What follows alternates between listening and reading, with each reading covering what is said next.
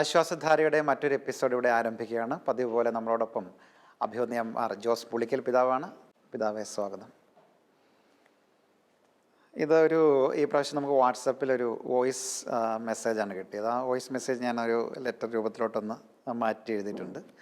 അതിൽ പറയുന്ന പ്രധാനപ്പെട്ട ആശയങ്ങളാണ് ഇവിടെ പങ്കുവയ്ക്കുന്നത്. ചില കാര്യങ്ങൾ എഡിറ്റ് ചെയ്ത് മാറ്റിയിട്ടുണ്ട്. ഞാൻ 29 വയസ്സുള്ള ഒരു സ്ത്രീയാണ്.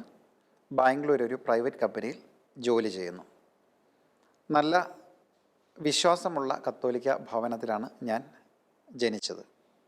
വീട്ടുകാർ അധികം എനിക്ക് ബുദ്ധിമുട്ടുകളൊന്നുമില്ലാതെ എന്നെ വളർത്തി. വലിയ ദുഃഖങ്ങളോ പ്രതിസന്ധികളോ ഒന്നും എൻ്റെ ജീവിതത്തിൽ ഉണ്ടായിട്ടില്ല. എനിക്ക് നല്ല വിശ്വാസവുമുണ്ട്. ബിടെക് ഉയർന്ന മാർക്കോടുകൂടി പാസ്സായി. കോളേജിൽ വെച്ച് തന്നെ ക്യാമ്പസ് സെലക്ഷനിൽ ഒരു IT കമ്പനിയിൽ ജോലി കിട്ടി. 25-ാമത്തെ വയസ്സിൽ എൻ്റെ വിവാഹം കഴിഞ്ഞു. IT ഫീൽഡിൽ തന്നെയായിരുന്നു ഭർത്താവ്. ഞങ്ങൾക്കൊരു കുട്ടിയുണ്ട്. എൻ്റെ പ്രശ്നം, ഞാൻ ഇന്ന് വിവാഹമോചനത്തിൻ്റെ വക്കിലാണ്. ഭർത്താവുമായി ഒട്ടും അഡ്ജസ്റ്റ് ചെയ്യാൻ പറ്റുന്നില്ല. ജോലിയുടെ ഭാരം ഒരു വശത്ത്, കുടുംബഭാരം മറ്റൊരു വശത്ത്. ഭർത്താവ് ഓഫീസ് കാര്യങ്ങൾ മാത്രം ശ്രദ്ധിക്കും. ഓഫീസ് കഴിഞ്ഞാൽ കൂട്ടുകാരോടൊപ്പം കറക്കം, പാർട്ടികൾ. പാതിരാത്രിയിലാണ് വരാറുള്ളത്. മദ്യപാനവുമുണ്ട്. ഞാൻ ആകെ മടുത്തു. എന്തിനാണ് അഡ്ജസ്റ്റ് ചെയ്ത് ജീവിതം ഇങ്ങനെ സ്പോയിൽ ചെയ്യുന്നതെന്ന് ഞാൻ ഇടയ്ക്കിടയ്ക്ക് ചിന്തിക്കാറുണ്ട്. പരസ്പര സമ്മതപ്രകാരം ഡിവോഴ്സ് ആപ്ലിക്കേഷൻ നൽകിയാലോ എന്നാണ് ഞാനിപ്പോൾ ചിന്തിക്കുന്നത്. സഭയിൽ നിന്ന് വിവാഹമോചനം ലഭിക്കുമോ? അതിന് കാലതാമസമുണ്ടാകുമോ? ഇതാണ് ചോദ്യം. വളരെ പ്രായോഗിക ജീവിതവുമായിട്ട് ബന്ധപ്പെട്ട ഒരുപക്ഷെ കുറേയേറെ ആളുകൾ അഭിമുഖീകരിക്കുന്ന ഒരു പ്രതിസന്ധിയാണ് ഇവിടെ ഒരു സഹോദരി നമ്മളോട് ചോദിച്ചിരിക്കുന്നത്. അതിനൊരു പരിഹാരവും കൂടി കണ്ടെത്തിക്കൊണ്ടാണ് നമ്മളോട് പറയുന്നത്, ഞങ്ങൾ ഡിവോഴ്സിലേക്ക് പോവുകയാണ്. പരസ്പര സമ്മതത്തോടുകൂടി അതിന് പോയി കഴിഞ്ഞാൽ ഈ പ്രശ്നം ഒന്ന് പരിഹരിച്ചെടുക്കാൻ പറ്റും. തീർച്ചയായിട്ടും ഈ കുടുംബത്തിൻ്റെ ബുദ്ധിമുട്ട് അല്ലെങ്കിൽ ഈ സഹോദരി അനുഭവിക്കുന്ന മാനസിക വ്യഥകളൊക്കെ നമുക്ക് അറിയാൻ പറ്റുന്നുണ്ട്. തീർച്ചയായിട്ടും അതിനോട് ചേർന്ന് നിന്നുകൊണ്ട് ചില കാര്യങ്ങൾ നമ്മൾ ചിന്തിക്കേണ്ടിയിരിക്കുന്നു. ഒന്ന്, വിവാഹത്തെക്കുറിച്ചുള്ള കാഴ്ചപ്പാട് നാം കുറെ കൂടെ ബോധപൂർവം രൂപപ്പെടുത്തിയെടുക്കണം. സഭയിലെ വിവാഹം വെറും ഒരു കോൺട്രാക്റ്റ് അല്ല, ഇതൊരു കൂദാശയാണ്. ദൈവം യോജിപ്പിക്കുകയാണ് രണ്ട് വ്യക്തികളെ ദൈവത്തിൻ്റെ രക്ഷാകരമായ പദ്ധതിയിൽ, അവിടുത്തെ സൃഷ്ടികർമ്മത്തിൽ പങ്കുചേരാൻ വേണ്ടിയിട്ട് അവിടുന്ന് തൻ്റെ പ്രിയപ്പെട്ട മക്കളെ കാലത്തിൻ്റെ പൂർണ്ണതയിൽ ഒന്നിപ്പിക്കുകയാണ്.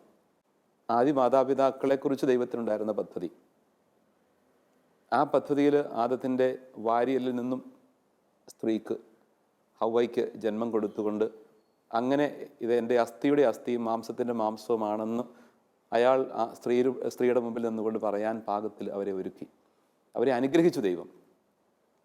അങ്ങനെ ദൈവത്തിൻ്റെ പദ്ധതിയുടെ ഭാഗമാണ് ഒരു കുടുംബജീവിതം, വിവാഹം എന്നൊക്കെ പറയുന്നത്. ഈശോ തന്നെ പുതിയ നിയമത്തിൽ നമ്മളെ പഠിപ്പിക്കും. അതായത് വിവാഹ മോചനവുമായി ബന്ധപ്പെട്ട ഒരു ചോദ്യവുമായി എത്തുന്ന യഹൂദ പ്രമാണികൾ, സദുക്കായരും അങ്ങനെയുള്ളവരോടൊക്കെ, പുരുഷന്മാരോടൊക്കെ കർത്താവ് പറയുന്ന ഒരു കാര്യമുണ്ട്. അവർ പറയുന്നത്, മോശയുടെ നിയമം അനുസരിച്ച് വിവാഹമോചനം സാധ്യമാണ്, അതുകൊണ്ട് നീ എന്തു പറയുന്നു? ഉപേക്ഷാപത്രം കൊടുത്ത് അവളെ ചില സാഹചര്യങ്ങൾ ഒഴിവാക്കാൻ മോശ അനുവദിച്ചിട്ടുണ്ട്, ചില പ്രത്യേക സാഹചര്യങ്ങളിൽ. നീ എന്തു പറയുന്നു ഇതിനെക്കുറിച്ച്? കർത്താവ് പറയുന്നു, മോശ നിങ്ങളുടെ ഹൃദയകാഠിന്യം കൊണ്ടാണ് അന്ന് അങ്ങനെ ഒരു നിയമം എഴുതി വെച്ചത്. അത്ര കണ്ട് ഒരുപക്ഷെ ഒരു വിലയും സ്ത്രീക്ക് കൊടുക്കാതിരുന്നൊരു സാഹചര്യത്തിൽ അത്രയെങ്കിലും ആവട്ടെ എന്ന് വിചാരിച്ചുകൊണ്ട് അങ്ങനെ എഴുതിയെങ്കിൽ, ഞാൻ പറയുന്നു, നിയമത്തിൻ്റെ പൂർത്തീകരണമാണ് ഈശോയിലൂടെ സംഭവിക്കുന്നത്. ഞാൻ പറയുന്നു, ദൈവം യോജിപ്പിച്ചത് മനുഷ്യൻ വേർപെടുത്താതിരിക്കട്ടെ. ആദിയിൽ പുരുഷനും സ്ത്രീയുമായിട്ട് ദൈവം അവരെ സൃഷ്ടിച്ചു, അവിടുന്ന് അവരെ യോജിപ്പിച്ചു. ദൈവം യോജിപ്പിച്ചത് മനുഷ്യൻ വേർപെടുത്താതിരിക്കട്ടെ. അതുകൊണ്ട് ആ ഒരു അടിസ്ഥാനപരമായ ക്രിസ്തു ദർശനം, മിശിഹ നൽകിയ ആ സുവിശേഷത്തിൻ്റെ സന്ദേശം, അതനുസരിച്ച് തിരുസഭ എക്കാലത്തും അത്രമാത്രം ശ്രേഷ്ഠമായിട്ട് വിവാഹത്തെ കാണുന്നത് ഒരു കൂദാശയാണ്. കത്തോലിക്കാ സഭയിൽ വിവാഹമോചനം എന്ന് പറഞ്ഞൊന്നില്ല. പിന്നെ എന്താ സംഭവിക്കുന്നത്? ചില പ്രത്യേക സാഹചര്യങ്ങളിൽ അതിൻ്റെ ഗ്രൗണ്ട്സ് പരിശോധിച്ചതിന് ശേഷം വിവാഹമോചനം നൽകാറില്ല. വിവാഹമോചനം എന്ന് പറഞ്ഞൊരു ടേം തന്നെ സഭ ഉപയോഗിക്കുന്നില്ല. വിവാഹമോചനം സഭയിലില്ല. കാരണം കർത്താവിൻ്റെ വചനം അതാണ് പഠിപ്പിക്കുന്നത്. ദൈവം യോജിപ്പിച്ചത് മനുഷ്യൻ വേർപെടുത്താതിരിക്കട്ടെ എന്ന് തന്നെ കർത്താവ് പറഞ്ഞു. മനുഷ്യന് വേർപെടുത്താൻ അവകാശമില്ല, കാരണം ദൈവമാണ് ഇതിനെ യോജിപ്പിച്ചത്. ഇതൊരു മാനുഷിക പ്രവൃത്തി അല്ല. മനുഷ്യൻ തീർച്ചയായിട്ടും അതിനകത്ത് പരസ്പരം അറിഞ്ഞും പരസ്പരം ആലോചിച്ചും കുടുംബങ്ങൾ ബന്ധപ്പെട്ടും ഒക്കെയാണ് വിവാഹ ജീവിതത്തിലേക്ക് കടന്നു വരുന്നത്. ശരി, മാനുഷികമായ സഹകരണം എപ്പോഴും ഉണ്ട്. പക്ഷേ അടിസ്ഥാനപരമായിട്ട് ദൈവമാണ് ഇവിടെ യോജിപ്പിച്ചത്. ഈ കൂദാശയിൽ ദൈവമാണ് ഇടപെട്ടിരിക്കുന്നത്. അതുകൊണ്ട് ദൈവം യോജിപ്പിച്ചത് മനുഷ്യന് വേർപെടുത്താനായിട്ട് അവകാശമില്ല, ദൈവത്തിൻ്റെ പ്രവൃത്തി ആയതുകൊണ്ട്. പിന്നെ എന്താ സംഭവിക്കുന്നത്? ചില പ്രത്യേക കാര്യങ്ങളാൽ ആ ഒരു പ്രതിസന്ധി ഉള്ള സാഹചര്യത്തിൽ അങ്ങനെ അത് പരിശോധിച്ചിട്ട് അതിന് ചില പ്രത്യേക ഗ്രൗണ്ട്സ് ഉണ്ടായിരിക്കാം. അപ്പം അന്ന് നടന്ന വിവാഹം സാധുവല്ലായിരുന്നുവെങ്കിൽ, സാധുവല്ല എന്ന് തെളിയിച്ചാൽ അത് അസാധുവാക്കി പ്രഖ്യാപിക്കും. വിവാഹം അസാധുവായിട്ട് പ്രഖ്യാപിക്കും. വിവാഹം നടന്നിട്ടില്ല എന്നതിൻ്റെ അർത്ഥം. അതായത് വിവാഹമോചനം എന്നൊരു പ്രക്രിയ ഇല്ല, സഭയിലില്ല. ഇല്ല, അസാധുവായിട്ട് പ്രഖ്യാപിക്കുകയുള്ളൂ. ഇനി വിവാഹം അസാധുവാക്കുന്നത് ഏത് ഗ്രൗണ്ടിലാണ്? വിവാഹം സാധുവായിട്ടൊരു വിവാഹം കൗദാശികമായിട്ട് പൂർത്തിയാകണമെങ്കിൽ അതിന് കൺസെൻറ്റ് വേണം, സമ്മതം വേണം. അതുപോലെ ഇംപെഡിമെൻറ്റ്സ്, തടസ്സങ്ങൾ പലതുണ്ട്, അതുണ്ടാകാൻ പാടില്ല. പിന്നെ ഒരു ദേവാലയത്തിൽ വെച്ച് കൂദാശാപരമായിട്ട് അത് പരികർമ്മം ചെയ്യണം. ഈ കാര്യങ്ങളുണ്ടെങ്കിൽ അത് വിവാഹമെന്ന കൂദാശയായിട്ട് സഭയിൽ അത് സ്വീകരിക്കുകയുള്ളൂ. ഈ 3 കാര്യങ്ങൾ അതിനകത്ത് വേണം. സമ്മതം ഏറ്റവും പ്രധാനപ്പെട്ടതാണ്. അതുപോലെ മറ്റു തരത്തിലുള്ള ഇംപെഡിമെൻറ്റ്സ്, ശാരീരികമോ മാനസികമോ എന്തുവായ ഇംപെഡിമെൻറ്റ്സ്, തടസ്സങ്ങളൊന്നും ഉണ്ടാകാൻ പാടില്ല പറഞ്ഞേക്കുന്ന പലതും. അതുപോലെ തന്നെ അത് ഔദ്യോഗികമായിട്ട് ദേവാലയത്തിൽ വെച്ച് കൂദാശപരമായിട്ട് പരികർമ്മം ചെയ്തതായിരിക്കണം. അപ്പോഴാണ് അത് സാധുവായ ഒരു കൂദാശയായിട്ട് മാറുന്നത്. ഇനി ചില പ്രത്യേക ഗ്രൗണ്ട്സ് എന്ന് പറയുന്നത് പല ഗ്രൗണ്ടുകളുണ്ട്.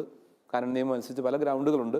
ഏതെങ്കിലും ഒരു തരത്തിലുള്ള ഫോഴ്സ് കൊണ്ടോ മറ്റൊരു ഭയം കൊണ്ടോ മറ്റെന്തെങ്കിലും സമ്മർദ്ദം, എന്തെങ്കിലും കാര്യങ്ങൾ കൊണ്ടാവാം ഒരാൾ സമ്മതം അറിയിക്കുന്നത്. മനസ്സറിഞ്ഞുകൊണ്ടല്ലെങ്കിൽ അത് സ്ഥാപിക്കുകയാണെങ്കിൽ, അല്ലെങ്കിൽ മാനസിക അവസ്ഥ ഒരുപക്ഷേ ഏതെങ്കിലും മാനസിക രോഗത്തിൻ്റെ അവസ്ഥയിലായിരുന്നു, അത് മറച്ചു വെച്ചുകൊണ്ട് വിവാഹം ഒരാൾ വന്നു. അപ്പോൾ അത് അയാളുടെ ശരിയായ കൺസെൻറ്റ് ഇല്ലാത്ത അവസ്ഥയിൽ, അങ്ങനെ പല ഗ്രൗണ്ട്സ് അതിനുണ്ട്. അങ്ങനെ വ്യത്യസ്തമായ ഗ്രൗണ്ടുകളുണ്ട്. ഓരോന്നും പരിശോധിച്ചിട്ടാണ് സഭ അതിനെ വിലയിരുത്തുന്നത്. പല വ്യത്യസ്തമായ ആധികാരികമായ ഗ്രൗണ്ടുകളുണ്ട്. അപ്പോൾ ആ ഗ്രൗണ്ട് പരിശോധിച്ച് കഴിയുമ്പോൾ ആ വിവാഹം സാധുവല്ലായിരുന്നുവെന്ന് ബോധ്യപ്പെട്ട് കഴിഞ്ഞാൽ അത് അസാധുവാക്കി പ്രഖ്യാപിക്കും. അല്ല, ഇങ്ങനെ വേർപിരിയലിനെ കുറിച്ച് ഇപ്പം വിവാഹമോചനം എന്നൊന്നും ഇല്ല എന്ന് പറഞ്ഞു. പക്ഷേ ഇങ്ങനെ ഈ വേർപിരിയലിനെ കുറിച്ച് ഈ അടുത്ത കാലത്ത് ഫ്രാൻസിസ് മാർപ്പാപ്പ ഇതിനെ സംബന്ധിച്ചുള്ള നിയമങ്ങളൊക്കെ കുറച്ചുകൂടി ലഘൂകരിച്ചു എന്ന് കേട്ടിട്ടുണ്ട്. അതെന്താണ് ഇതിൻ്റെ വാസ്തവം? മാർപ്പാപ്പ ഇതിന് നടപടിക്രമങ്ങൾ കുറച്ചുകൂടി ത്വരിതപ്പെടുത്തുവാൻ ആവശ്യമായ നിർദ്ദേശങ്ങൾ നൽകി എന്നതേ ഉള്ളൂ. ഒരിക്കലും വിവാഹത്തിൻ്റെ അവിഭാജ്യതയെക്കുറിച്ചോ അതിൻ്റെ ആ കുദാശാപരമായ മാനത്തെക്കുറിച്ചോ അതിൻ്റെ മഹത്വത്തെക്കുറിച്ചോ ഒരു തരത്തിലും ഒരു കുറവും വരുത്തിയിട്ടില്ല. അത് അവിഭാജ്യമാണ് എന്ന് നിലനിൽക്കേണ്ടതുമാണ്. പക്ഷേ അതേസമയം തന്നെ ഇങ്ങനെ ചില കാര്യങ്ങളിൽ അതിൻ്റെ നടപടിക്രമങ്ങൾ കുറച്ചുകൂടി ത്വരിതപ്പെടുത്തുവാനുള്ള നിർദ്ദേശങ്ങൾ നൽകി എന്നതാണ് അർത്ഥമാക്കുന്നത്. ഈ വിവാഹത്തിൻ്റെ അവിഭാജ്യത എന്ന് മാത്രമല്ല, ഈ കാര്യത്തിൽ നമുക്കിവിടെ നൽകപ്പെട്ടിരിക്കുന്ന ചോദ്യത്തിനകത്ത് പല കാര്യങ്ങളും ഒരു പക്ഷേ ചിന്തിക്കേണ്ടിയിരിക്കുന്നു. അവിടെ അഡ്ജസ്റ്റ്മെൻ്റൽ പ്രോബ്ലംസ് ആണ്. അങ്ങനെ ഒരു അഡ്ജസ്റ്റ്മെൻ്റൽ പ്രോബ്ലം അഡ്ജസ്റ്റ് ചെയ്യാൻ പറ്റുന്നില്ല എന്നാണ് പറയുന്നത്. ഭർത്താവായിട്ട് അഡ്ജസ്റ്റ് ചെയ്യാനായിട്ട് പറ്റുന്നില്ല.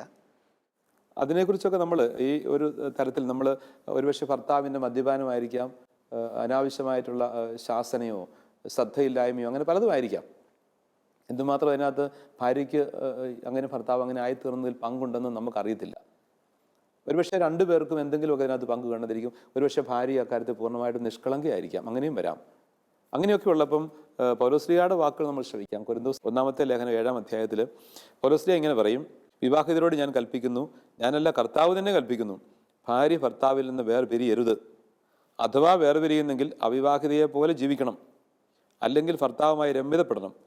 ഭർത്താവ് ഭാര്യയെ ഉപേക്ഷിക്കരുത്. ശേഷമുള്ളവരോട് കർത്താവല്ല, ഞാൻ തന്നെ പറയുന്നു, ഏതെങ്കിലും സഹോദരന് അവിശ്വാസിനിയായ ഭാര്യ ഉണ്ടായിരിക്കുകയും അവൾ അവനോടൊത്ത് ജീവിക്കുവാൻ സമ്മതിക്കുകയും ചെയ്താൽ അവൻ അവളെ ഉപേക്ഷിക്കരുത്. ഏതെങ്കിലും സ്ത്രീക്ക് അവിശ്വാസിയായ ഭർത്താവ് ഉണ്ടായിരിക്കുകയും അവൻ അവളോടൊത്ത് ജീവിക്കാൻ സമ്മതിക്കുകയും ചെയ്താൽ അവൾ അവനെ ഉപേക്ഷിക്കരുത്. എന്തെന്നാൽ അവിശ്വാസിയായ ഭർത്താവ് ഭാര്യ മുഖേനയും അവിശ്വാസിയായ ഭാര്യ ഭർത്താവ് മുഖേനയും വിശുദ്ധീകരിക്കപ്പെടുന്നു. അസത്യത്തിൽ വളരെ പ്രസക്തമായ ഒരു തിരുവചന ഭാഗമാണ് നമ്മളിപ്പോൾ ഇവിടെ വായിച്ചത്. ഈ ചോദ്യവുമായിട്ട് ബന്ധപ്പെട്ട് ഭർത്താവ് ഒരു പക്ഷെങ്കിലും മദ്യപാനിയായിരിക്കാം, ഏതെങ്കിലും തരത്തിലുള്ള വിശ്വാസ യോഗ്യതയില്ലാത്ത അല്ലെങ്കിൽ ശരിയായ ധാർമ്മികതയില്ലാത്ത ജീവിതം നയിക്കുന്നയാളായിരിക്കാം.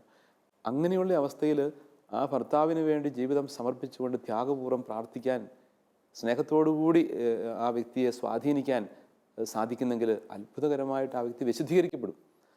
അപ്പോൾ കുറവുകളും ബലഹീനതകളും ഉള്ള ഒരു ഭർത്താവിന് വേണ്ടിയിട്ട് ഭാര്യ തൻ്റെ പവിത്രമായ ജീവിതത്തെ ത്യാഗപൂർവ്വം ഉദാരമായി സമർപ്പിക്കുമ്പോഴാണ് ദൈവത്തിൻ്റെ കൃപ ആ കുടുംബത്തിലേക്ക് വരുന്നത്. അങ്ങനെ എത്രയോ കുടുംബങ്ങളുണ്ട്, എത്രയോ കുടുംബങ്ങൾ. ഞാൻ ഓർക്കുന്നുണ്ട്, ചില ഇടങ്ങളിലൊക്കെ പാസ്റ്റർ വിസിറ്റിനൊക്കെ പോകുന്ന സമയങ്ങളിൽ കിടപ്പ് രോഗികളുടെയൊക്കെ വീടുകളൊക്കെ സന്ദർശിക്കാറുണ്ട്. ഒരിക്കലൊരു പല അവസരത്തിലും അങ്ങനെ സംഭവിച്ചിട്ടുണ്ട്. ഒരു കാര്യം ഞാൻ ഓർക്കുന്നത്, ഒരു വീട്ടിലേക്ക് കയറി ചെന്നപ്പോൾ ആ വീട്ടിൽ ജീവിത പങ്കാളിയായ ഭർത്താവ് മാനസിക നില പോലും തെറ്റിയ അവസ്ഥയിൽ എന്താ ചെയ്യുന്നത്, ഭക്ഷണം കഴിക്കാൻ പോലും തന്നെ അറിയത്തില്ല. കട്ടിലിൽ തന്നെ ഒരു തരത്തിൽ പറഞ്ഞാൽ തളർന്ന അവസ്ഥയിൽ കിടപ്പാണ്. അങ്ങനെ ഒരു തരത്തിൽ സ്നേഹം പോലും തിരിച്ചു കൊടുക്കാൻ വയ്യാത്ത അവസ്ഥയിൽ, തന്നെ എഴുന്നേറ്റൊരു കാര്യം ചെയ്യാൻ വയ്യാത്ത അവസ്ഥയിൽ സ്ട്രോക്കും വന്നു, മാനസിക സമനിലയും തെറ്റി. ഈ ഭാര്യ വർഷങ്ങളായിട്ട് ഈ ഭർത്താവിൻ്റെ ഏതാണ്ട് ഒരു 40-45 വയസ്സേ കാണുള്ളൂ. ഭാര്യ ഒരിക്കലും ഉപേക്ഷിക്കുക, എവിടെയെങ്കിലും കൊണ്ട് തള്ളാൻ വേണമെങ്കിൽ. കുറച്ച് പാവപ്പെട്ട കുടുംബമാണ്, അവർ ജോലി ചെയ്യാൻ ഒക്കെ പുറത്ത് പോകുന്നു, മറ്റ് കുടുംബമായിട്ട് ഒക്കെ ജീവിക്കുന്നു. ഒരാളാണെങ്കിൽ ഗൾഫിൽ ഒരു ചെറിയ ജോലിയുണ്ട്, 1-2 മക്കളേ ഉള്ളൂ, ഒരാളെ കെട്ടിച്ചു വിട്ടു മകളെ. പിന്നെ മറ്റേ മോൻ വിദേശത്ത് ചെറിയൊരു ജോലിയുണ്ട്, അതിൻ്റെ സാലറി കൊണ്ടൊക്കെ അവർ ജീവിക്കുന്നു. എന്നിട്ട് ഈ സ്ത്രീ എപ്പോഴും എല്ലാ ദിവസവും കുർബാനയിൽ പോയി പങ്കെടുക്കും, കഥ കടച്ചിട്ടിട്ട് പോകും. എന്നിട്ട് ഈ ഭർത്താവിൻ്റെ അടുത്ത് പരിചരിച്ചുകൊണ്ട് 10-15ഓളം വർഷങ്ങളായിട്ട് പരിചരിക്കുകയാണ്, സ്നേഹത്തോടു കൂടി, ഒരു പരാതിയും പരിഭവവും ഇല്ലാതെ. ഉപേക്ഷിച്ച് പോകാനോ എവിടെയെങ്കിലും കൊണ്ട് ആക്കിയിട്ട് രക്ഷപ്പെടാനോ ഒക്കെ വേണേൽ ശ്രമിക്കാമായിരുന്നു. അതാണ് പവിത്രമായ കൂദാശയുടെ അർത്ഥവും ആഴവും ബന്ധവും. അങ്ങനെ എത്രയോ ആളുകളുണ്ട്. മറ്റൊരു കാര്യം ഞാൻ ഓർക്കുന്നു, ഒരിക്കൽ എൻ്റെ മുറിയിൽ വന്ന ഒരു ഹസ്ബൻഡ് ആൻഡ് വൈഫ്, അഭ്യസ്ത വിദ്യര, 50കളിൽ പെടുന്നവരാണ് അവർ. ഒരു ജീവിതമായിട്ട് ബന്ധപ്പെട്ടൊരു പ്രശ്നം, മറ്റൊരു പ്രശ്നം പറയാനായിട്ട് വന്നു. ഞാൻ അവരോട് ചോദിച്ചു, എത്രയോ അനുഗ്രഹീതമായ ഒരു ഫാമിലി നിങ്ങൾക്കുണ്ട്, ജീവിത പങ്കാളി, നല്ല സ്വഭാവമുള്ള മക്കൾ, പിന്നെ ഈ ഒരു പ്രതിസന്ധിയും ഒരുപക്ഷെ ഈ ജോലിപരമായൊരു പ്രശ്നവും ഒരു സഹനവും ഉണ്ടെങ്കിലും നമുക്കത് സന്തോഷത്തോടെ സ്വീകരിക്കാം അല്ലേ? അവരത്, ദൈവം അതിന് ഉത്തരം തരും, നമുക്ക് കാത്തിരിക്കാം പ്രാർത്ഥിച്ച്. അവർ പറഞ്ഞു, ശരിയാ, കാത്തിരിക്കാം. എനിക്ക് ഇതുപോലൊരു സ്ത്രീയെ കിട്ടിയത് എൻ്റെ ഭാഗ്യമാണ്, ഇവളാണ് എൻ്റെ ഭാഗ്യം, പിന്നെ ദൈവം തന്ന നിധികളായ മക്കളും എന്ന് പറയുന്ന ഭാര്യ ഭർത്താക്കന്മാർ തിരിച്ചും അങ്ങോട്ടും ഇങ്ങോട്ടും. അപ്പോൾ ഇങ്ങനെ ത്യാഗപൂർവ്വം പ്രതിസന്ധികളെ തരണം ചെയ്തുകൊണ്ട് എത്രയോ ആളുകൾ അവരുടെ വിശുദ്ധ ജീവിതത്തിലൂടെയും സമർപ്പണത്തിലൂടെയും ജീവിത പങ്കാളിയെ കൂടി വിശുദ്ധീകരിച്ച് സ്നേഹം കൊണ്ട് മൂടി അവരുടെ കുടുംബത്തെ ഐശ്വര്യപൂർണ്ണമാകുന്നു, അനുഗ്രഹീതമാകുന്നു. അപ്പോൾ അത് വലിയ മാതൃകയാണ്. അത് ഗൗരവമായിട്ട് പരിഗണിക്കേണ്ടതാണ്. പെട്ടെന്ന് വിവാഹമോചനത്തിലേക്ക് പോകുന്നു, എടുത്തു ചാടുന്നു എന്ന് പറയുന്നത് അപകടകരമായ ഒരു കാര്യമാണ്. ഇവളെൻ്റെ ഭാഗ്യമാണ് എന്ന് പറഞ്ഞപ്പോഴാണ് ഓർക്കുന്നത്, മലയാളത്തിലെ പ്രശസ്തമായ ഒരു കവിതയിൽ, വൈലോപ്പള്ളി ശ്രീധരമേനോൻ്റെ കണ്ണീർപ്പാടം എന്ന് പറയുന്ന കവിതയിൽ ഭാര്യയും ഭർത്താവും ഇങ്ങനെ നടന്നു പോയപ്പോൾ ഭർത്താവ് ഇങ്ങനെ പറയുന്നുണ്ട്, ഏകദേശം ഇങ്ങനെയാണ് വരികൾ: നിന്നെ ഒന്ന് കണ്ടുമുട്ടാതിരുന്നെങ്കിൽ അതെൻ്റെ ജീവിതത്തിലെ ഏറ്റവും വലിയ ഭാഗ്യമായിരുന്നു എന്ന് വിവാഹത്തിൻ്റെ ഒരു 30 വർഷങ്ങൾക്ക് ശേഷം പറയുകയാണ്. ഒരു വലിയ നിരാശയുടെ അല്ലേ, ഒരു കണ്ണീർപ്പാടവും തന്നെ അർത്ഥം വരുന്നതാണ്. പക്ഷേ ചേർത്ത് വായിക്കാവുന്ന മറ്റൊരു കൃതിയുണ്ട്, NN കക്കാടിൻ്റെ സഫലമീ യാത്ര. അപ്പോൾ ഈ സഫലമീ യാത്ര സാർ അറിയാവുന്നതാണല്ലോ. അത് വാസ്തവത്തിൽ അദ്ദേഹത്തിൻ്റെ ഒരു സഹനത്തിൻ്റെ, ക്യാൻസർ രോഗബാധിതനായിരുന്നു അല്ലേ? അപ്പോൾ ആ ക്യാൻസർ രോഗബാധിതനായിരുന്ന കക്കാട് തൻ്റെ ജീവിതത്തെക്കുറിച്ച് തന്നെ എഴുതി വെക്കുന്ന ഒരു കവിതാ ശകലമാണത്. അദ്ദേഹത്തിൻ്റെ സഹനത്തിൻ്റെ ആ തീക്ഷ്ണമായ അനുഭവങ്ങളിൽ അടുത്തു ചേർന്ന് നിന്നുകൊണ്ട് ഭാര്യയുടെ കരം ഗ്രഹിച്ചുകൊണ്ട്, നിൻ്റെ സാന്നിധ്യം എനിക്ക് കരുത്ത് പകരുന്നു, എന്നെ ശക്തിപ്പെടുത്തുന്നു, നീയാണ് എൻ്റെ ശക്തി, നീയാണ് എൻ്റെ ശക്തി എന്ന് പറഞ്ഞുകൊണ്ട് ആശ്വാസം തേടുന്ന ആ കവിതയുടെ വരികൾ ആരെയും പ്രചോദിപ്പിക്കുന്നതാണ്. അതിനകത്ത് 2 വരികളുണ്ട്: എത്ര കൊഴുത്ത ചവർപ്പ് കുടിച്ചു വറ്റിച്ചു നാം, ഇത്തിരി ശാന്തിതൻ ശർക്കര നുണയുവാൻ. മനോഹരമായിരിക്കുന്നു. അപ്പോൾ എത്ര ജീവിതത്തിൻ്റെ ഈ ഒരു ചവർപ്പ്, സഹനങ്ങൾ, അതൊക്കെ ദൈവത്തോട് ചേർന്നുകൊണ്ട്, കവിത അവിടെ നിൽക്കട്ടെ, ജീവിതത്തിലേക്ക് വരാം. ദൈവത്തോട് ചേർന്നുകൊണ്ട് ജീവിതത്തിൻ്റെ ഈ ചവർപ്പ് വേണ്ടുവോളം ദൈവഹിതമായി സ്വീകരിച്ചുകൊണ്ട് കാൽവരിയിലെ കുരിശിലെ ബലിയോട് ചേർത്ത് സമർപ്പിക്കുമ്പോൾ എത്ര മധുരമാണ് ഈ ജീവിതം എന്ന കാര്യം തിരിച്ചറിയും. പക്ഷേ ഒരു വലിയൊരു വസ്തുത എന്താണെന്ന് വെച്ചാൽ, ഇങ്ങനെ ഈ ചവർപ്പ് കുടിച്ച് വറ്റിക്കേണ്ടവർ അല്ലെങ്കിൽ സഹിക്കേണ്ടവർ സ്ത്രീകളാണ് എന്നുള്ളൊരു ധാരണ പൊതുവെ നമ്മുടെ സമൂഹത്തിലുണ്ട്. കുടുംബജീവിതത്തിന് വേണ്ടിയിട്ട് സഹിക്കേണ്ടത് സ്ത്രീകളാണ്. കുറേ നാളുകൾക്ക് മുമ്പ് വന്ന ഒരാഴ്ച പതിപ്പിൽ വന്ന ഒരു ലേഖനത്തിൽ കേരളത്തിൽ വിവാഹമോചനങ്ങൾ വർദ്ധിക്കുന്നത് വളരെ ആരോഗ്യകരമായിട്ടുള്ളൊരു സൂചനയായിട്ടാണ് ആ ലേഖനം ചൂണ്ടിക്കാണിക്കുന്നത്. കാരണം സ്ത്രീകൾ കുറച്ചുകൂടി ക്ഷമതയുള്ളവരായിട്ട് മാറിയതിൻ്റെ അടയാളമായിട്ട്, കുറച്ചുകൂടി തൻ്റെ ഇടമുള്ളവരായിട്ട് മാറിയതിൻ്റെ അടയാളമായിട്ട്, ജനാധിപത്യ ബോധമുള്ളവരായിട്ട് മാറിയതിൻ്റെ അടയാളമാണ് ഈ വർദ്ധിച്ചു വരുന്ന ഈ വിവാഹമോചനങ്ങളെന്നാണ് ആ ലേഖനം ചൂണ്ടിക്കാണിക്കുന്നത്. ഈ ഒരു സത്യത്തിൽ ഇതിനകത്തൊരു ലിംഗനീതിയുടെ ഒരു വസ്തുതയുണ്ട്. പലപ്പോഴും കുടുംബത്തിന് വേണ്ടിയിട്ട് സഹിക്കേണ്ടതും ക്ഷമിക്കേണ്ടതും ഒക്കെ സ്ത്രീകളാണ് എന്നുള്ളൊരു ധാരണ നമ്മുടെ ഒരു വ്യവസ്ഥാപിത സമൂഹത്തിൽ ഉണ്ടായിട്ടുണ്ട്. ഈ ഒരു ധാരണ അടിസ്ഥാനപരമായിട്ട് തിരുത്തപ്പെടേണ്ടതല്ലേ? തീർച്ചയായിട്ടും ഈ ധാരണ തിരുത്തപ്പെടേണ്ടത് തന്നെയാണ്. പക്ഷേ ലേഖകൻ സൂചിപ്പിക്കുന്ന ആരോഗ്യപരമായ ഒരു സമൂഹം രൂപപ്പെടുവാനായിട്ട് ഇങ്ങനെയുള്ള വിവാഹമോചനത്തിൻ്റെ എണ്ണം കൂടുന്നത് ഒരിക്കലും സഹായിക്കുന്നില്ലെന്ന് മാത്രമല്ല, സൂചകമല്ല, ശുഭസൂചകമെന്ന് മാത്രമല്ല, അത് വിരുദ്ധവുമാണ്. കാരണം വിവാഹബന്ധത്തിലൂടെ അവർ ജന്മം കൊടുക്കുന്ന കുഞ്ഞുങ്ങൾ, അവരുടെ ഭാവി, അവർക്ക് ലഭിക്കുന്ന സുരക്ഷിതത്വം, അവർക്ക് ലഭിക്കുന്ന കരുതലും കാവലും വളർച്ചയും, വേർപിരിഞ്ഞു പോകുന്ന ദമ്പതികൾ ഒറ്റപ്പെട്ടു പോകുന്ന കുഞ്ഞുങ്ങളെ വഴിയാധാരമാകുന്നു, നിരാധാരരാക്കുന്നു. എങ്ങനെ അവരുടെ സമൂഹത്തിൽ ആരോഗ്യപരമായ ഒരു ജീവിതം ഉണ്ടാകും? കുഞ്ഞുങ്ങൾ വളർന്നു വരും. ഏറ്റവും പ്രധാനപ്പെട്ട ഒരു ക്വസ്റ്റ്യൻ. രണ്ടാമത്തെ കാര്യം, ആരോഗ്യപരമായ ഒരു സമൂഹത്തിൻ്റെ ശൈലി എന്ന് പറയുന്നത് ആരോഗ്യപരമായ വ്യക്തിത്വത്തിൻ്റെ പ്രവർത്തനങ്ങൾ കൂടിയായിരിക്കണം. നമ്മളിവിടെ സൂചിപ്പിച്ചതുപോലെ തന്നെ നിസ്സാരമായ പ്രശ്നങ്ങളിൽ തട്ടി ഉടയാൻ പാടില്ല വിവാഹബന്ധങ്ങൾ. ഇവിടെ തന്നെ സൂചിപ്പിക്കപ്പെട്ടതുപോലെ കുടുംബജീവിതത്തിൽ അധികം പ്രശ്നങ്ങളൊന്നും ഇല്ലാതെ വളർന്നു വന്നു എന്ന് പറയുന്ന ഒരു രീതി, അതിനകത്ത് സൗകര്യപ്രദമായ ഒരു അന്തരീക്ഷം ഉണ്ടായിരുന്നു എന്നുള്ളത് ശരിയെങ്കിലും ജീവിതത്തിൻ്റെ പ്രതിസന്ധികളെ തരണം ചെയ്യാനുള്ള കരുത്തില്ലായ്മ എന്ന് പറയുന്നൊരു ശോഷണം അവിടെയുണ്ട്. അത് അനാരോഗ്യകരമാണ്. അതുകൊണ്ട് പ്രതിസന്ധികളെ ദൈവത്തോട് ചേർന്നുകൊണ്ട് തരണം ചെയ്യാനുള്ള കരുത്തുണ്ടാവുക എന്നുള്ളത് പ്രധാനപ്പെട്ടതാണ്. എന്നാൽ ഇവിടെ ഒരു പൊതുസമൂഹം കാണുന്നൊരു പ്രത്യേകത, ഇന്ന് സാർവത്രികമായി കഴിഞ്ഞിരിക്കുന്ന സ്ത്രീകൾക്കുള്ള അഭ്യസ്തവിദ്യരായിരിക്കുന്നു. അവർക്ക് ജോലിയുണ്ട്, സാമ്പത്തികമുണ്ട്, അതുകൊണ്ട് സ്വന്തം കാലം നിൽക്കാൻ പറ്റും, പണ്ടത്തെ പോലല്ല. അതുകൊണ്ട് വിവാഹമോചനത്തിലേക്ക് കടന്നു പോകുന്നൊരു പ്രക്രിയ ഉണ്ട്, അത് തീർച്ചയായിട്ടും. പക്ഷേ ജോലിയുള്ളതിൻ്റെയും സാമ്പത്തിക ഉന്നമനത്തിൻ്റെയും പേരിൽ, ആ ഒരു നന്മയുടെ പേരിൽ, അത് നല്ലതാണ്. ആ നന്മയുടെ പേരിൽ വിവാഹമോചനത്തിലേക്കല്ല പോകേണ്ടത്. മറിച്ച് പരസ്പര ധാരണയും സ്നേഹവും പങ്കുവയ്ക്കുന്ന രൂപയും വളർത്തിക്കൊണ്ട്, ഒരുപക്ഷെ പണ്ടൊക്കെ സ്ത്രീകൾ അടുക്കളയിൽ അധ്വാനിച്ചിരുന്നെങ്കിൽ ഇന്ന് അടുക്കള ജോലി കൂടി പുരുഷന്മാർ ഷെയർ ചെയ്യുന്നതൊക്കെ നല്ലതാണ്. അല്ലേ? പലപ്പോഴും പണ്ട് വീടിൻ്റെ അകമായിരുന്നു സ്ത്രീയുടെ ഇടം, പുരുഷന്മാർ ഉപജീവനത്തിലുള്ള സംഗതികൾ കണ്ടെത്താൻ വേണ്ടി പോയിരിക്കുന്നു. ഇപ്പോൾ അങ്ങനെയല്ല. സ്ത്രീകൾ പൊതുരംഗത്തേക്ക് വരുന്നു, ജോലി ചെയ്യുന്നു. അപ്പം പലപ്പോഴും സ്ത്രീകൾക്കുള്ള ഒരു വെല്ലുവിളി അതാണ്. ഒരേ സമയം ഓഫീസ് ജോലി ചെയ്യേണ്ടി വരും, കുടുംബ ജോലികളും ചെയ്യേണ്ടതായിട്ട് വരുന്ന ഒരു രണ്ട് തരം റോള് ചെയ്യേണ്ടതായിട്ട് വരും. അതൊരു വലിയ പ്രതിസന്ധി. മാറിയ കാലത്തിനനുസരിച്ച് നമ്മൾ മാറേണ്ടിയിരിക്കുന്നത് പുരുഷന്മാരും സ്ത്രീകളും മാറേണ്ടിയിരിക്കുന്നു. എന്ന് വെച്ച് കഴിഞ്ഞാൽ സ്ത്രീകൾ തന്നെ ജോലികൾ ചെയ്യാൻ അവരെ ഏൽപ്പിച്ചാൽ പോരാ. ഒരു കാലത്ത് അവർക്ക് അടുക്കള ജോലിയും ചുറ്റുവട്ടങ്ങളും മാത്രമായിരുന്നു അവരുടെ ആശ്രയം, അവരുടെ സഞ്ചാര മേഖല. എങ്കിൽ ഇന്നത് മാറിയപ്പോൾ തീർച്ചയായിട്ടും പുരുഷന്മാരും സഹായിക്കണം എല്ലാ മേഖലയിലും. അങ്ങനെയുള്ള പരസ്പര സ്നേഹത്തിൻ്റെയും പങ്കുവെക്കലിൻ്റെയും ശൈലി, അങ്ങനെയാണ് മാറ്റം ആരോഗ്യപരമായിട്ട് വരേണ്ടത്. അങ്ങനെയാണ് സമൂഹത്തിൽ ആരോഗ്യപരമായ ഒരു വളർച്ച ഉണ്ടാവേണ്ടത്. അത് വിവാഹമോചനത്തിലേക്ക് പോയി കഴിഞ്ഞാൽ അത് തകർച്ചയിലേക്കായിരിക്കും. അല്ല, അത് കുടുംബത്തിൽ കുട്ടികളെ പരിശീലിപ്പിക്കുമ്പോഴാവണമെങ്കിലും പുതിയ തലമുറയിലെ ആൺകുട്ടികളെയും പെൺകുട്ടികളെയും ഒക്കെ അവർക്കൊക്കെ വർക്ക് ഡിവൈഡ് ചെയ്ത് കൊടുക്കുന്ന ഘട്ടത്തിലൊക്കെ ആണെങ്കിലും പെൺകുട്ടികളെ മാറ്റി നിർത്തുക, അല്ലെങ്കിൽ ചില ജോലികളിൽ നിന്ന് ആൺകുട്ടികളെ മാറ്റി നിർത്തുക എന്നതിലുപരി കുറച്ചുകൂടി ആൺകുട്ടികളെയും പെൺകുട്ടികളെയും ഒക്കെ ഒരുമിപ്പിച്ച് ജോലി ചെയ്ത് പരിശീലിപ്പിക്കുന്ന ഒരു രീതിയായിരിക്കില്ലേ കുറച്ചുകൂടി അഭികാമ്യം? സാർ പറയുന്നത് വളരെ ശരിയാണ്. ചെറുപ്പത്തിൽ തന്നെ കുഞ്ഞുങ്ങൾക്ക് ആ പരിശീലനം കൊടുക്കേണ്ടതാണ്. കുഞ്ഞുങ്ങളെ ഇപ്പോഴൊക്കെ, പണ്ടത്തെ തലമുറയിൽ ഒരു ഗുണമുണ്ടായിരുന്നത്, അവർക്ക് ബുദ്ധിമുട്ടുകൾ ഉണ്ടായിരുന്നുകൊണ്ട് കുട്ടികളും കൂടി ചേർന്ന് അതിൽ പങ്കുചേർന്നൊക്കെ അവർ അധ്വാനിക്കുമായിരുന്നു. ഇന്ന് കുറേ കൂടി നമ്മൾ സെൽഫ് സഫിഷ്യൻ്റായി, സുഖസൗകര്യങ്ങൾ വർദ്ധിച്ചു. അപ്പോൾ നമ്മുടെ ഒരു സമൂഹത്തിൽ നിന്ന് പെട്ടിരിക്കുന്ന ഒരു വിപത്ത്, കുട്ടികളെ ഒന്നും അറിയിക്കാതെ അവർക്ക് സുഖങ്ങൾ മാത്രം അവരെ കാണിച്ചുകൊണ്ട് മാതാപിതാക്കൾ അവരെ എല്ലാ തരത്തിലും പ്രൊട്ടക്റ്റ് ചെയ്ത് കൊണ്ടു നടക്കും. അതൊരു അനാരോഗ്യപരമായ ഒരു അവസ്ഥയാണ്, വ്യക്തിത്വത്തെ തകർച്ചയിലേക്ക് എത്തിക്കുന്നതാണ്.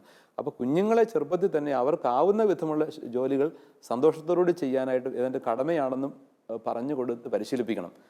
അത് ആൺകുട്ടി പെൺകുട്ടി വ്യത്യാസങ്ങളില്ലാതെ എല്ലാ ജോലികളും ചെയ്യാനുള്ള പരിശീലനം കൊടുക്കണം. അങ്ങനെ ഒരു ലിംഗനീതി, സമത്വം എന്നൊക്കെ പറയുന്നത് വീട്ടിൽ തന്നെ അങ്ങനെയാണ് പാലിക്കപ്പെടേണ്ടത്. ചെറുപ്പത്തിൽ തന്നെ തുടങ്ങേണ്ടതാണ്. പ്രത്യേകിച്ച് ഈ ഒരു ഘട്ടത്തിൽ, ഈ ഒരു കുടുംബജീവിതത്തിൻ്റെ ഒരു വ്യവസ്ഥയൊക്കെ മാറിയ ഒരു ഘട്ടത്തിൽ ഇത് നമ്മുടെ പരിശീലനത്തിൽ, കുട്ടികളുടെ പരിശീലനത്തിൽ ഈ തരത്തിലുള്ള രീതി അവലംബിക്കുന്നത് വളരെ ആവശ്യമാണ്. അത് തീർച്ചയായിട്ടും വളർച്ചയിലേക്ക് നയിക്കും. അതിനൊരു വലിയ ആരോഗ്യപരമായൊരു വശമുണ്ട്. അപ്പോൾ ഇങ്ങനെയുള്ള കുറേയേറെ കാര്യങ്ങൾ ഇവിടെ പരിഗണിക്കപ്പെടേണ്ടതാണ് എന്നുള്ളതാണ് ഞാൻ പറയാൻ ആഗ്രഹിക്കുന്ന ഒരു കാര്യം. വാസ്തവത്തിൽ ഈ സഹോദരി ഈ കാര്യത്തിലൊരു പെട്ടെന്നുള്ളൊരു നടപടി എന്നതിനേക്കാൾ ഉപരി വളരെയധികം പ്രാർത്ഥനാപൂർവ്വം ചിന്തിച്ച് ലഭിച്ച ആ വിശ്വാസത്തോടും സ്വീകരിച്ച കൂദാശയോടുമുള്ള വലിയ ബന്ധത്തിൽ ത്യാഗപൂർവ്വം സമർപ്പിച്ച് ഈ ജീവിത പങ്കാളിയായ ഭർത്താവിന് വേണ്ടി പ്രാർത്ഥിക്കാൻ കടപ്പെട്ടിരിക്കുന്നു എന്ന് മാത്രമല്ല, ഒരു കുഞ്ഞുണ്ടെന്നൊരു സൂചന ഇതിനകത്ത് തന്നിട്ടുണ്ടല്ലേ? ഒരു കുഞ്ഞുണ്ടെന്നുള്ള സൂചനയുണ്ട്. അപ്പോൾ ആ കുട്ടിയുടെ കാര്യത്തെക്കുറിച്ച് ഒട്ടും ഇതിനകത്തൊന്നും സൂചിപ്പിക്കുന്നില്ല. കാരണം ഈ കുഞ്ഞ് എവിടെയായിരിക്കും, ആരുടെ കൂടെ ആയിരിക്കും, ആ കുഞ്ഞിന് അനുഭവിക്കേണ്ടി വരുന്ന വേദനകൾ, ഒരു അപ്പന് നഷ്ടമാകുന്ന കുഞ്ഞ് ഒരു പക്ഷെങ്കിലും മൈനർ ആയിരിക്കുമ്പം അമ്മയുടെ കൂടെ ആയിരിക്കും ജീവിക്കാൻ കോടതി പറയുക അങ്ങനെ വേണ്ടി വന്നാൽ. അപ്പോൾ അപ്പനെ നഷ്ടപ്പെടുന്ന ഒരു കുഞ്ഞിൻ്റെ ജീവിതത്തിൻ്റെ ഭാരങ്ങൾ, വ്യക്തിത്വത്തിൻ്റെ വൈകല്യങ്ങൾ അത് പരിഗണിക്കപ്പെടണം. അല്ലെ അമ്മയുടെ സ്നേഹം കിട്ടാതെ പോകുന്ന ഒരു കുഞ്ഞിൻ്റെ വൈകല്യങ്ങൾ. അപ്പോൾ ദൈവം കൊടുത്ത ദാനമായ കുഞ്ഞ് രണ്ടുപേർക്കും കൂടി ലഭിച്ച ദാനമാണ്. അതിനെ ഒറ്റയ്ക്കാക്കി മാറ്റാനായിട്ട് പാടില്ല. ഇതെല്ലാം പരിഗണിക്കേണ്ടതാണ്. അതുകൊണ്ട് സ്നേഹത്തോടു കൂടി എനിക്ക് പങ്കുവയ്ക്കാനുള്ളത് ഈ സഹോദരിയോട് ഇതാണ്. വിവാഹമെന്ന പരിശുദ്ധ കൂദാശയുടെ മഹത്വം തിരിച്ചറിഞ്ഞുകൊണ്ട് അതിനെ ആഴമായി ദൈവം തന്ന ഒരു ജീവിത പങ്കാളി എനിക്ക് വേണ്ടി ദൈവം ഒരുക്കിയ ഒരു നിധിയാണ്. എൻ്റെ ഭാഗത്തു നിന്ന് എന്തെങ്കിലും കുറവുകൾ ഉണ്ടെങ്കിൽ ഞാൻ തിരുത്താൻ തയ്യാറാകണം. എൻ്റെ ഭാഗത്ത് നിന്ന് കുറേ കൂടി എങ്ങനെയെല്ലാമാണ് ഞാൻ ഇനി ആ വ്യക്തിയോട് സഹകരിക്കേണ്ടത്, ആ വ്യക്തിയെ സ്നേഹിക്കേണ്ടതെന്ന് കണ്ടെത്താൻ സാധിക്കുമെങ്കിൽ അത് നന്ന്. ത്യാഗപൂർവ്വം പരിത്യാഗ പ്രവൃത്തികൾ ചെയ്തുകൊണ്ട്, നന്നായി പ്രാർത്ഥിച്ചുകൊണ്ട്, ഉറച്ച വിശ്വാസത്തോടുകൂടി പ്രാർത്ഥിച്ചുകൊണ്ട് ഈ ജീവിത പങ്കാളിക്ക് വേണ്ടി തന്നെ സമർപ്പിക്കുമ്പോൾ ദൈവം അത്ഭുതകരമായിട്ട് ഇടപെടും. ആ മനുഷ്യൻ്റെ ജീവിതത്തെ മാറ്റിമറിക്കും. ഏറ്റവും സൗഭാഗ്യകരമായ ഈ വ്യക്തി എൻ്റെ ജീവിതത്തിൻ്റെ ഭാഗ്യമാണ് എന്ന് പറയാൻ പാകത്തിലുള്ള അനുഗ്രഹീതമായ ഒരു ജീവിതത്തിലേക്ക് എത്തിച്ചേരും. ദൈവം തന്ന കുഞ്ഞിനെ കൂടുതൽ മനോഹരമായിട്ട് വളർത്തിയെടുത്ത് നല്ല നിലകളിലേക്ക് എത്തിക്കാൻ പറ്റും. ഇനിയും ദൈവം അവർക്ക് അനുഗ്രഹീതരായ മക്കളെ നൽകി സഹായിക്കട്ടെ. ഇനിയും ദൈവത്തിൻ്റെ കൃപകൾ ധാരാളമായിട്ട് ആ കുടുംബത്തിന് ലഭിക്കട്ടെ എന്നുകൂടി പ്രാർത്ഥിക്കുകയാണ്. ഇതുമായി ബന്ധപ്പെട്ട് ഇത്തരം സമാന വിഷയങ്ങളുള്ള ധാരാളം പേർക്ക് ഇതൊരു മറുപടിയാകട്ടെ എന്നുകൂടി ആഗ്രഹിക്കുകയും ആശംസിക്കുകയും ചെയ്യുന്നു. നമുക്ക് പ്രാർത്ഥിക്കാം. നല്ല ദൈവമേ, ജീവിതത്തിൻ്റെ സഹനങ്ങളിലും കുടുംബത്തിൻ്റെ പ്രതിസന്ധികളിലും പരസ്പരമുള്ള ബന്ധങ്ങളുടെ അപാകതകളിലുമൊക്കെ ഇടറുന്ന ധാരാളം വ്യക്തികളെയും കുടുംബങ്ങളെയും അങ്ങ് തിരുമുമ്പിൽ സമർപ്പിക്കുന്നു. അങ്ങയുടെ പരിശുദ്ധാത്മാവിനാൽ കുടുംബ ബന്ധങ്ങളെയെല്ലാം അങ്ങ് ആഗ്രഹിക്കുന്ന പോലെ കൗദാശികമായി അങ്ങ് ആശീർവദിച്ച കുടുംബ ബന്ധങ്ങളെയെല്ലാം വിളക്കി യോജിപ്പിക്കണമേ. എവിടെയെങ്കിലും മുറിവുകളുണ്ടെങ്കിൽ അത് ഉണക്കണമേ. അങ്ങയുടെ ആത്മാവിൻ്റെ ചൈതന്യം നിറച്ചുകൊണ്ട് കൃപ നിറഞ്ഞവരായി സ്നേഹത്തോടെ പങ്കുവയ്ക്കുന്ന സ്വർഗസമാനമായ കുടുംബങ്ങളാക്കി അവരെ രൂപപ്പെടുത്തിയാലും. പരിശുദ്ധ അമ്മയും യോസേപ്പ് പിതാവും കുടുംബങ്ങൾക്ക് വേണ്ടി മാധ്യസ്ഥം പ്രാർത്ഥിക്കണമേ. നമ്മുടെ കർത്താവ് ശമിശിഹായുടെ കൃപയും പിതാവായ ദൈവത്തിൻ്റെ സ്നേഹവും പരിശുദ്ധാത്മാവിൻ്റെ സഹവാസവും എവരോടും കൂടി ഉണ്ടായിരിക്കട്ടെ, ഇപ്പോഴും എപ്പോഴും എന്നേക്കും. ആമേൻ. തെറ്റും രാഗം, പിഴയ്ക്കും താളം, തിരുത്തലിലൂടെ തുടരും പ്രവാഹം. മറ്റൊരു എപ്പിസോഡിൽ വീണ്ടും കണ്ടുമുട്ടാം. നമസ്കാരം.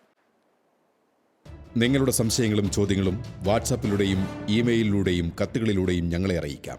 WhatsApp number 9605818881. Email ashwasadhara@shalomtelevision.com.